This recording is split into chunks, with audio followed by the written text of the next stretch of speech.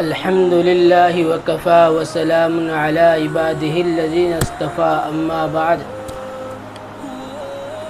فأعوذ بالله من الشيطان الرجيم بسم الله الرحمن الرحيم هو الله الذي لا إله إلا هو عالم الغيب والشهادة هو الرحمن الرحيم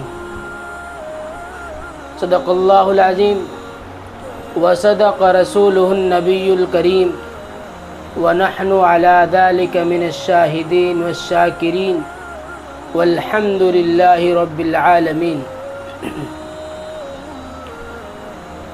محترم حضرات اور عزیز دوستو، اللہ تبارک و تعالیٰ نے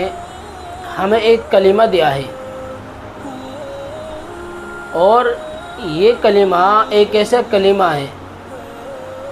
کہ آدمی اس کلمے کو پڑھنے کے بعد اور اس کلمے کو قبول کرنے کے بعد اس کا اندر اسلام کا اور ایمان کا ایسا جوش چڑھتا ہے اور ایسا اس کے دل کے اندر فرفری چڑھتی ہے کہ وہ آدمی اللہ کے لیے ساری چیزوں کو بھول جاتا ہے۔ جو ایک کلمہ ہے، اس سے ہمیں ایک عہد لیتے ہیں، اللہ سے عہد، اور وہ عہد کیا ہوتا ہے پتہ ہے؟ ہم اللہ سے یہ کہتے ہیں کہ اللہ ہم نے ایک کلمہ پڑھ لیا ہے، اب ہم اپنی مرضی پر کچھ نہیں کریں گے، ساری مرضی آپ کے اوپر قربان ہے، جن کاموں کو آپ کرنے کو کہیں گے ہم وہی کام کریں گے، ہمارا دل چاہے نہ چاہے، لیکن آپ جو کہیں گے ہم اس کام پر لبیک رہیں گے۔ اس کلمے سے آدمی عہد لیتا ہے، اور اس کلمے سے یہی چاہے جا رہا ہے۔ انسان کے چاہنے نہ چاہنے کے اوپر بات نہیں ہے، بلکہ جو اللہ نے کہا ہے ہم اس کو کریں، جو اللہ چاہ رہا ہے ہم وہ کریں، کیونکہ کلمہ لا الہ الا اللہ محمد رسول اللہ صلی اللہ علیہ وسلم، اس کا معنی کیا ہے، مطلب کیا ہے؟ اللہ تبارک و تعالیٰ نے اس کلمے کو دیا ہے تو اس کا مطلب یہ ہے کہ اللہ کے علاوہ کوئی معبود نہیں ہے، کوئی خالق نہیں ہے، کوئی مالک نہیں ہے، کوئی پالنہار ہے ہی نہیں ہے، ساری عبادت اللہ کے لیے ہیں، اور محمد مصطفیٰ صلی اللہ علیہ وسلم اللہ کے رسول ہیں۔ ایک واقعہ آپ کے سامنے بیان کرتا ہوں، خیبر کا واقعہ ہے کہ جب تمام صحابہ کرام رضی اللہ عنہم اجمعین نے اور آپ علیہ الصلوۃ والسلام نے خیبر کا محاصرہ کر لیا تھا، کیونکہ یہودیوں کی طرف سے بڑی سازشیں اور بڑی پریشانیاں اور مشکلات کا سامنا کیا صحابہ کرام نے۔ اس وقت اللہ کے نبی علیہ الصلوۃ والسلام تمام صحابہ کرام کو لے کر خیبر کا محاصرہ کیا، جو قلعہ تھا خیبر کا، اس کا محاصرہ کیا، اور پھر اس کا محاصرہ کرنے کے بعد کئی دنوں تک اس کا محاصرہ کرتے رہے اور جنگ چلتی رہی۔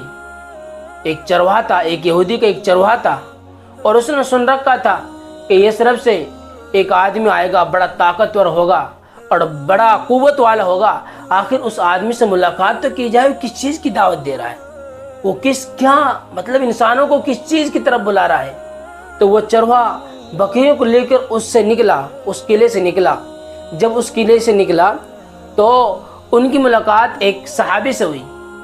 اور صحابی سے ملاقات کرنے کے بعد اس نے کہا کہ بھائی ایسی بات آپ کس چیز کی دعوت دیتے ہیں اور کس چیز کی طرف بلاتے ہیں؟ حالانکہ صحابی بتلا سکتے تھے، لیکن صحابی نے کہا کہ بھائی دیکھو، ہمارا جو ایک بادشاہ ہے، ہمارے اوپر جو ایک رہنما ہے اور جس کو ہم مانتے ہیں، آپ چلی جائیے، ایک خیبر ایک خیمہ لگا ہوا ہے اور آپ کی ملاقات اس سے ہو جائے گی۔ وہ آدمی سوچنے لگے، یار میں ایک چرواہا تھا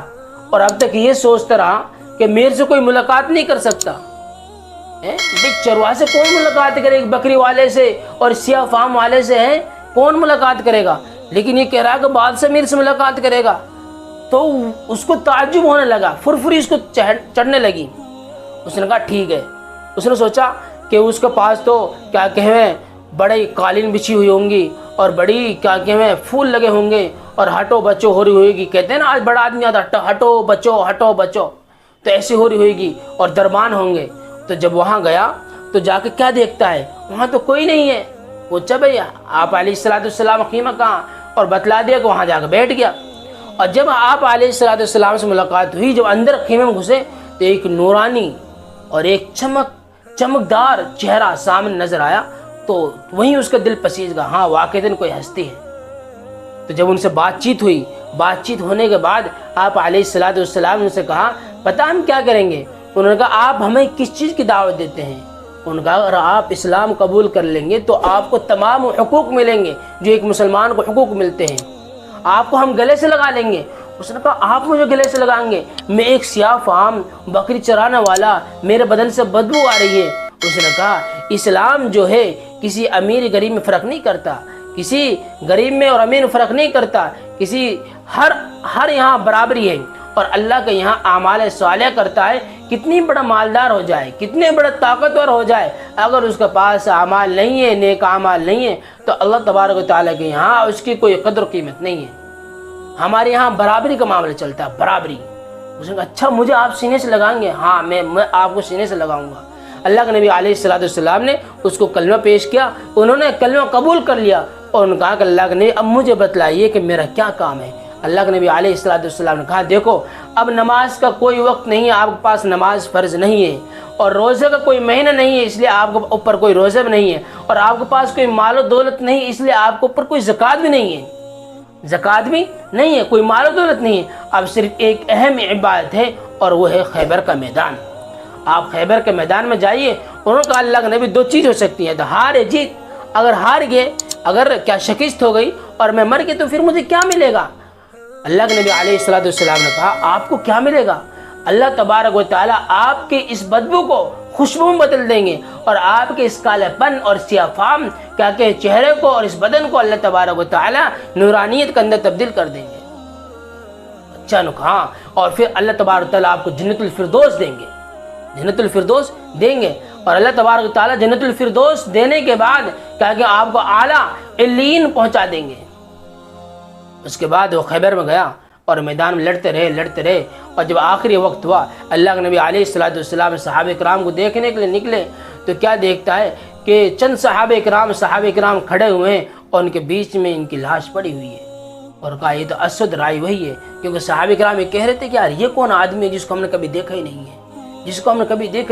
اور کہا کہ یہ آدمی کیسا ہے کہ جس نے کبھی کوئی سجدہ نہیں کیا، ایک نماز نہیں پڑھی ہے، اور میں دیکھ رہا ہوں کہ یہ آدمی جنت الفردوس میں پہنچا ہوا ہے، اور میں دیکھ رہا ہوں کہ اللہ تبارک و تعالیٰ اس کالے پن کو نورانیت کے اندر بدل رہے ہیں، اور میں دیکھ رہا ہوں اللہ تبارک و تعالیٰ اس کی بدن کی بدبو کو اللہ تبارک و تعالیٰ خوشبو کے اندر بدل رہے ہیں۔